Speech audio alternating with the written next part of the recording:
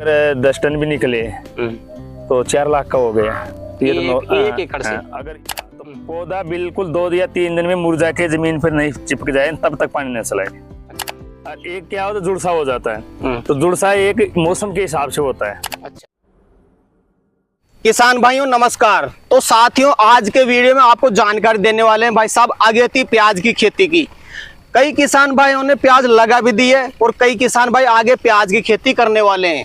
लेकिन किसान भाइयों, जिन किसान भाइयों ने बरसात के टाइम पे प्याज लगा दी, उनमें दो सबसे बड़ी समस्याएं अभी के टाइम पे चल रही है। एक तो आपके प्याज में आपने देखा होगा कि पीलापन की समस्या सबसे ज्यादा आ रही है। दूसरी, आपके प्याज में झुलसा रोग भी आ चुका है।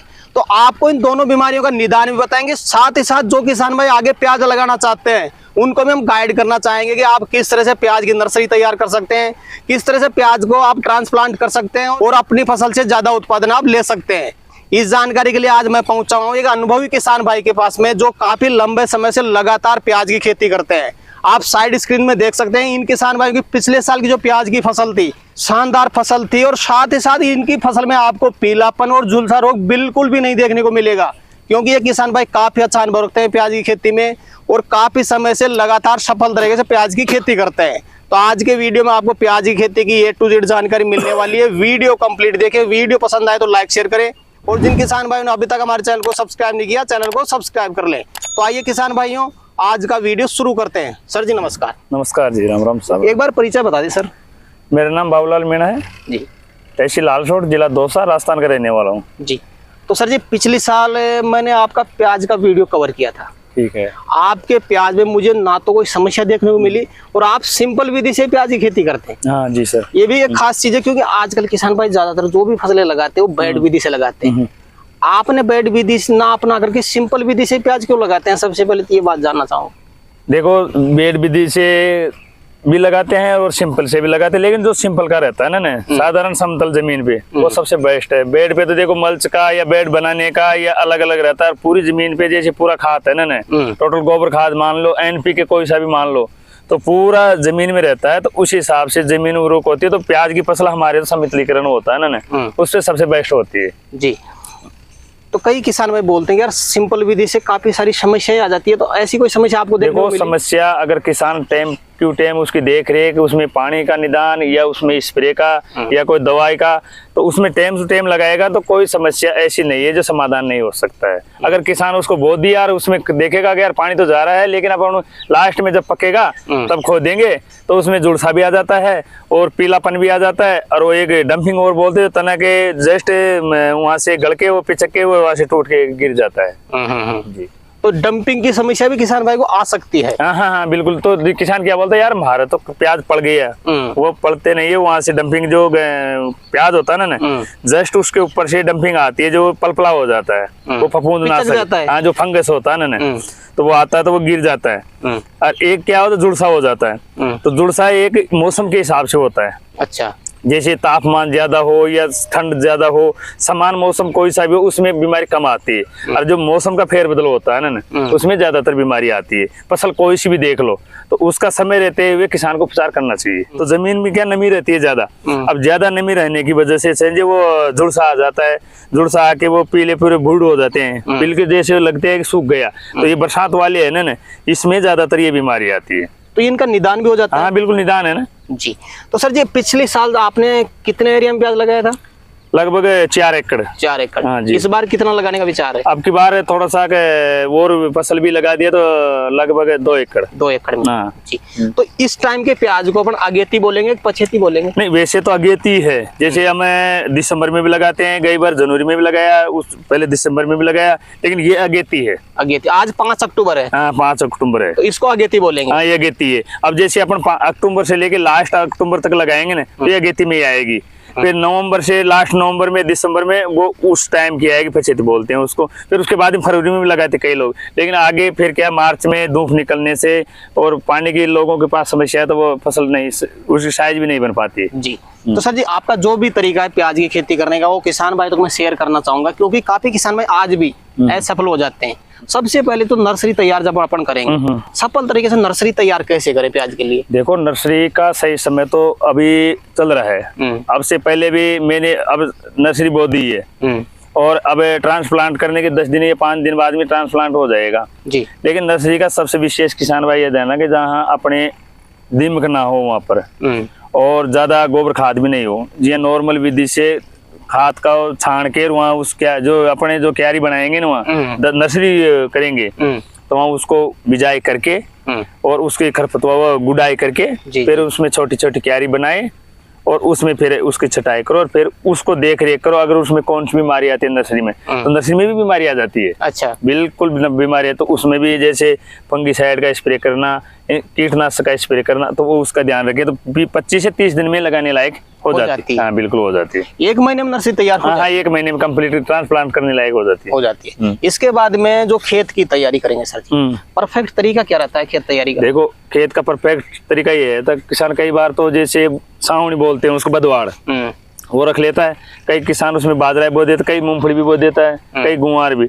लेकिन कोई भी फसल बोए तो उससे गैप लगना चाहिए। अच्छा, उसके तुरंत यह नहीं कि अभी काली हो गया कल परसों 3-4 दिन में उसकी फसल नहीं वो फसल का सिस्टम जब तक जमीन की क्षमता हो जाती है ना, उर्वरक क्षमता, तभी फसल लगानी चाहिए। तो जैसे मान लो उसमें गोबर का खाद डाल दिया, जैसे मान लो 1 एकड़ है तो लगभग मान लो उसमें 5-6 ट्रॉली गोबर खाद की जी, 5-6 ट्रॉली बढ़िया गड़ा हुआ है, इसे ताजा नहीं होना चाहिए, गड़ा हुआ जिस तो 5-6 ट्रॉली गोबर खाद की डाल दी। फिर उसके बाद में उसको फैला के और उसमें जोत पिलावा रोटोवेटर जो भी कोई निकालना है वो बिल्कुल कंप्लीट उर्वरक करके फिर उसके बाद में अपने जैसे रासायनिक खाद है तो डीएपी, एसएसपी, पोटास वगैरह की छटाई कर सकते हैं जी। फिर उसके बाद में जोत वोत निकाल के अपन को लग गया कि अपनी अभी जमीन कंप्लीट हो गई तो उसके बाद हम उसमें सिंपल विधि से लेवर लगा के या क्यारी बना के तो उसमें लगा सकते हैं, ट्रांसप्लांट कर सकते हैं।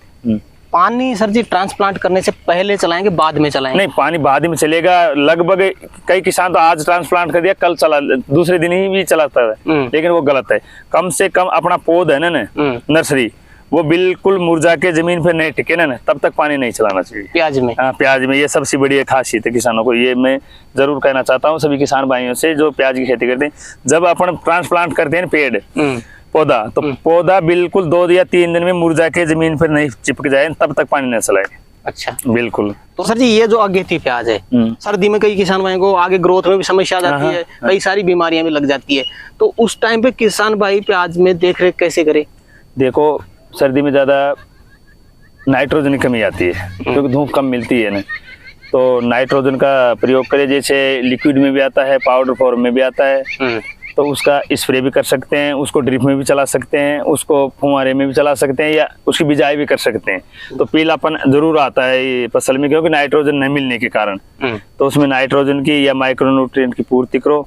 और ग्रोथ के लिए कई टॉनिक आते हैं, ऑर्गेनिक भी आते हैं और रासायनिक भी आते हैं, तो कई टॉनिक आते हैं। तो उसे ग्रोथ रुकने से किसान भाई घबराए नहीं, ग्रोथ का आजकल इस जमाने में सब समाधान है। बिल्कुल कोई सा भी टॉनिक लो, कोई सा भी कंपनी को कर नाम तो नहीं लेना चाहता, लेकिन कोई सी भी कंपनी है XYZ, लेकिन कोई अगर अच्छा टॉनिक हो ना तो सर आप बता सकते हैं? देखो ऐसे तो बाहर का एम्बिशन आता है और सेजेंटा का ईसाबियोन आता है, एक क्वांटिस आता है, तो ये ग्रोथ प्रमोटर है, इसमें न्यूट्रिएंट भी है। तो कोई से भी समय में या ग्रोथ कम चले तो उसका स्प्रे भी कर सकते हैं, उसको ड्रिप में या फुहारे में भी चला सकते हैं। बिल्कुल जी। तो सर जी जैसे किसान भाई ट्रांसप्लांट कर रहा है नर्सरी से खेत में, पौधे से पौधे की दूरी कितनी रखे इसमें? देखो कम से कम 4-5 सेंटीमीटर तो रखना। हाँ 4-5 सेंटीमीटर तो जरूरी है कम से कम, यानी कि कम से कम 2 इंची। हाँ लगभग, वरना पास लगा दिया साइज नहीं बनेगी। साइज नहीं बनेगी। कम से कम 5-6 सेंटीमीटर गैप डिस्टेंस रखने से वो उसका साइज सही बनेगा। अगर ज्यादा उसको कम करेगा तो वो साइज नहीं बन पाएगा, वो बद जाएंगे, ग्रोथ ज्यादा लेंगे और वो प्याज की साइज कम रहेगी जी। जैसे किसान भाई अगर बेड विधि से करता है सर तो ड्रिप चलेगी, ये तो बात श्योर है, लेकिन जैसे सिंपल विधि से अपन प्याज लगाते हैं तो उसमें खुला पानी चलाएं कि मिनी से पानी चलाएं? देखो खुला चलाने से तो ये कि हालांकि ज्यादा नुकसान तो नहीं, एक नुकसान हो सकता है कि जमीन टाइट हो जाती है। और जैसे फुहारे से सबसे बेस्ट मिनी सही है प्याज के लिए। अच्छा। ड्रिप से भी बेस्ट मिनी है क्योंकि मिनी जहाँ 10 फुहारे चलते हैं ना तो वहाँ कम से कम 30-40 मिनी चलते हैं। अच्छा। जिस मोटर पंप पे 10 फुहारे चलते हैं ना बड़े वाले, तो उस पे कम से कम 30-40 मिनी चलते हैं। तो जैसे अपने 1 एकड़ लगा लिया तो उसमें मिनी फिट कर दो और उसमें बिल्कुल बारीक जैसे बरसात का पानी आता है ना वैसे बिल्कुल नॉर्मल गति से चलती है, तो जमीन जैसे लूज रहती है, टाइट नहीं होती। टाइट नहीं होती है। और ड्रिप की भी लूज रहती है, लेकिन ड्रिप को अपन बेड पे ही बचा सकते हैं, क्योंकि अपने इतनी ड्रिप कहाँ से लाएंगे इतनी। तो मिनी वाला सबसे बेस्ट है। वैसे तो फुहारे का भी कई किसान फुहारे से भी करते हैं, लेकिन वो फुहारे का क्या है कि वो कहीं ज्यादा हो जाता है, कहीं कम हो जाता है, और मिनी का था ना, मिनी का सही रहता है बिल्कुल। बिल्कुल। सर जी अब बात कर लेते हैं मुख्य समस्या, एक तो पीलापन, दूसरा झुलसा रोग। पीलापन क्यों आता है, पहले तो उसका कारण बता दें आप। देखो पीलापन तो इस वजह से आता है कि पहले तो किसान को उसमें ये देख रेख ना कर चाहिए कि अपने खेत में दीमक है कि या नहीं है, कि अपना खेत में ये जो पूरा फर्टिलाइजर है कि नहीं, कि ये कमी है। तो एक तो उस कारण से भी पीलापन आ जाता है, जिससे मिट्टी की रोग प्रतिरोधक क्षमता कम हो या उपजाऊ कम हो, तो उसमें भी पीलापन आ जाता है। और दूसरा कारण क्या, अगर दूसरा मौसम के हिसाब से भी पीलापन आ जाता है, जैसे बरसात में भी आ जाता है, सर्दी में भी आ जाता है पीलापन, तो एक नाइट्रोजन की वजह से भी आता है जी। तो उसको नाइट्रोजन की पूर्ति करें। यूरिया डाल सकते हैं? हाँ, यूरिया भी डाल सकते हैं, नैनो यूरिया भी आता है, और उसके साथ में जिंक मिला सकते हैं, यूरिया के साथ में जिंक मिला के भी उसको न्यूट्रिएंट की पूर्ति कर सकते हैं। इस कारण से पीलापन आता है और उसका समाधान भी है। बिल्कुल। दूसरा झुलसा रोग। सर ये सबसे ज्यादा किसान भाई चिंतित है झुलसा रोग को लेकर के। ये झुलसा रोग क्यों आता है फसल में? देखो झुलसा रोग तभी आएगा जब फसल कोई सी भी हो, जब उसमें या तो नमी बनी रहेगी या उसका तापमान टेम्परेचर कम ज्यादा होगा या जमीन में जब झुलसा रोग आता है तो उसको बोलते हैं फंगस। फंगस बोलते हैं, अपनी भाषा में झुलसा बोलते हैं, क्योंकि पत्ते सूख जाते हैं उसको झुलसा बोलते हैं, लेकिन वो फंगस है। तो फंगस है, उसमें ओस रहने से या तापमान कम ज्यादा होने से या उसी वजह से गर्मी में भी आ जाता है झुलसा रोग, और सर्दी में भी आ जाता है। तो उसका किसान भाई कोई भी घबराए नहीं, उसका समाधान है। जैसे फंगिसाइड का स्प्रे कर सकते हैं अपन कोई भी, या पीठ वाली मशीन से या ट्रैक्टर वाली से कर सकते हैं बिल्कुल।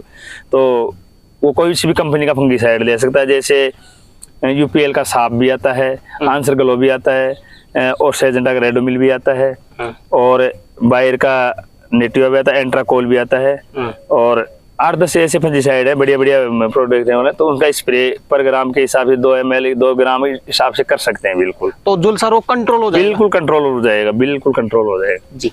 दूसरा सर जी किसान भाई क्या है, जैसे प्याज में लगातार देख रेख तो कर रहे हैं, लेकिन साइज उसके बाद भी नहीं बन पाती, साइज के लिए क्या कर सकते हैं? देखो साइज के लिए तो अगर साइज के लिए तो हम पोटास भी दे सकते हैं, और पोटास कैल्शियम भी दे सकते हैं। अच्छा।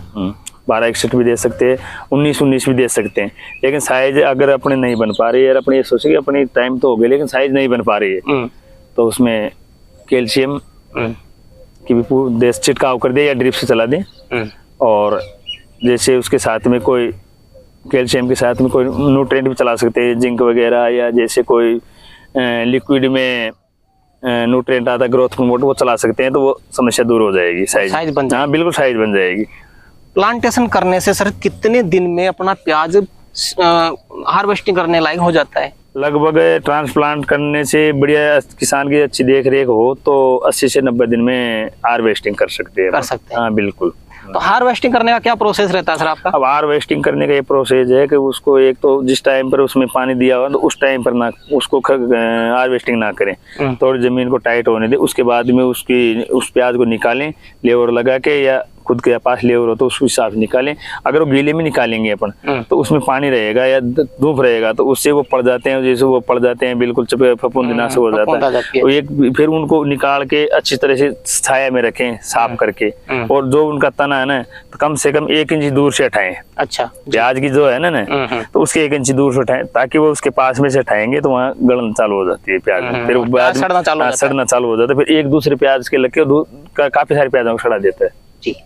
तो सर जी जैसे किसान भाई को मार्केट मिल जाता तो तुरंत सेल कर देगा, मार्केट नहीं मिलता है तो फिर उस स्थिति में क्या करे किसान भाई? देखो अगर किसान भाई के पास ये तो गवर्नमेंट सब्सिडी पे प्याज हाउस बना रही है, काफी किसान भाई के पास है प्याज हाउस, और वो रखते हैं, तो उसको साफ सफाई करके और आपको उसको जैसे खराब है उसको छाट सकते हैं, और उसके बाद में प्याज हाउस में रख दो। अपन को ये लगे कि अगर महीने बाद में 2 महीने, अब जैसे कई बार जो प्याज थे तो उनका शुरुआत में 12 से 15 तक था, फिर कई लोग बाकी जिसके प्याज हाउस था तो सफाई करके अंदर रख दिया, तो अभी 40 में भी बेचे लोगों ने। अच्छा 40 35-40 में काफी लोगों ने बेचे, अपने बस्सी एरिया में काफी लोग हैं उन्होंने 40-35 में, और जो शुरुआत में जिसके पास रखने की व्यवस्था नहीं थी वो 10 से 12 तक हार्वेस्टिंग कर दी, वो यानी कि उस सेल कर दी उसके 10 से 12 उसी टाइम पे। तो सर जी कोई विशेष चीज आप वीडियो के एंड में अगर किसान भाई को प्याज से संबंधित बताना चाहें तो बता सकते हैं? देखो मैं किसान भाइयों से यही कहना चाहता हूँ, समय पर देख रेख करें, चाहे जिसके पास कम ज़मीन हो या ज़्यादा हो, लेकिन उसको समय के हिसाब से समय को काम लेवे और ज़रूर समय के समय देखे। इसमें स्प्रे, दवा दारू या देख रेख का सबसे बड़ा ध्यान रखें। ये मुख्य समस्या है कि देख रेख का ही फर्क पड़ता है। इसमें फसल कोई सी भी हो, समय पर देख रेख का ही फर्क पड़ता है। 1 एकड़ से अगर मैं थोड़ा सा आइडिया जानना चाहूँ आपसे, कितने टन अपन प्याज निकाल सकते हैं? को अगर सही देख रेख करे तो 8 से 10 टन तक एक एकड़ में माल निकलता है जी। अब उसका एवरेज भाव लगाए अपन, अभी 40 का है तो 8 चौक 32 तो 3 लाख का हो गया।